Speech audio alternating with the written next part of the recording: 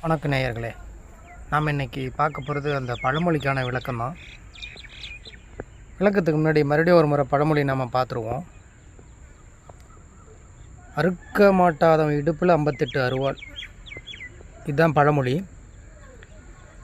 ஒரு கிராமத்தில் இளைஞர்கள் வட்டம் எப்போவுமே அதிகமாக இருக்குங்க. ஒரு கிராமம் அப்படின்னா இளைஞர்கள் நண்பர்கள், ஒவ்வொரு நண்பர்களும் ஒவ்வொரு குழுவும் அதிகமாக இருப்பாங்க.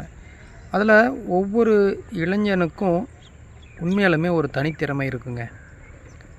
அந்த ஒவ்வொரு இளைஞனுக்கும் அந்த இருக்கிற தனித்திறமைகளை கூட இருக்கிற நண்பர்களுக்கு தெரிஞ்சிருக்கும். எல்லாருக்குமே தெரியலனாலும் அந்த 15 நண்பர்கள் இருக்காங்க அப்படின்னா அந்த 15 நண்பர்களில் எல்லாருமே நண்பர்கள் தான். ஆனால் அதுக்குள்ளார 2 பேர் ரொம்ப நெருக்கமான நண்பர்களாக இருப்பாங்க. தன்னுடைய எல்லா கருத்துக்களையும் வெளிப்படையாக பகிர்ந்து கொள்ளக்கூடிய அளவில் ஒரு 2 பேராக இருப்பாங்க.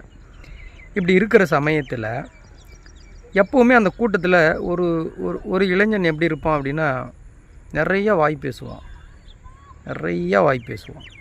நான் அதை செஞ்சுடுவேன், இதை பண்ணுவேன், எனக்கு தெரியுண்டாமா. கூட இருக்கிறவங்களுக்கும் தெரியும் அவன் செய்ய மாட்டான், அவன் சொல்ல மாட்டான் அப்படின்னு தெரியும்.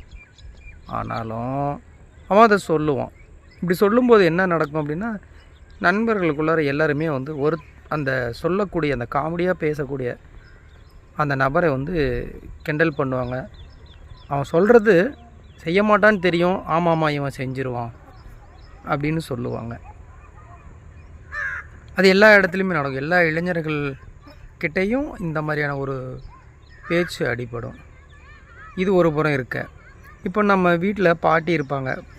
எல்லாருமே ஒரு பெரிய கூட்டு குடும்பமாக இருக்கிற சமயத்தில் தாத்தா பாட்டிகளோடு தான் வாழ்ந்துட்டுருப்பாங்க. அப்படி இருக்கும் பொழுது அந்த கூட்டு குடும்பம் அப்படின்னா அந்த குடும்பத்துலேயும் நிறையா இருப்பாங்க இல்லையா, பசங்க இருப்பாங்க. அப்போது அந்த வயசான பாட்டிக்கு தெரியும் தன்னுடைய பேர பிள்ளைங்களில் எந்த பேர பையன் எந்த வேலையை சொன்னால் எப்படி செய்வான், யார் சொல்கிற பேச்சை கேட்க மாட்டாங்க, யார் வெறும் வாயிலேயே எல்லா விஷயத்தையும் என்னால் முடியும் அப்படின்னு அவன் சொல்லிட்டு போவான் அப்படிங்கிறது அந்த பாட்டிங்களுக்கு தெரியும். அப்படி இருக்கிற பசங்களை பற்றி தெளிவாக தெரிஞ்சு வச்சுருக்கும்போது வீட்டில் ஒருத்தர் ஒரு பையனுக்கு வேலை சொல்கிறாங்கன்னு வச்சுக்கோங்களேன். அப்படி வேலை சொல்லும் பொழுது அந்த பையன் வேலை எப்படி கேட்பான் கேட்க மாட்டான், அல்லது அந்தளவுக்கு அவன் எவ்வளோ வேலை செய்வான் அப்படிங்கிறது அந்த பாட்டிங்களுக்கு தெரியும். அந்த பாட்டி என்ன சொல்லுன்னா, வேலை யார் சொல்கிறாங்களோ அவங்கள கூப்பிட்டு வச்சு சொல்லுவாங்க.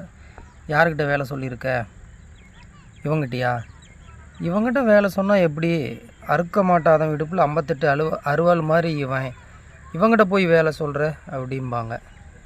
அப்போ அதுக்கு சொல்கிறவங்க ஏன் அப்படி சொல்கிறீங்கன்னு கேட்டால், ஆமாம் இவங்ககிட்ட ஒரு வேலை சொன்னால் செய்கிறேன்னு சொல்லி யாரெல்லாம் வேலை சொல்கிறாங்களோ எல்லாத்துக்கிட்டையும் செய்கிறேன், அதை நான் 10 நிமிஷத்தில் செஞ்சிடறேன், இன்னும் ஒரு 1/4 மணி நேரத்தில் செஞ்சிடறேன் அப்படின்னு சொல்லுவான்.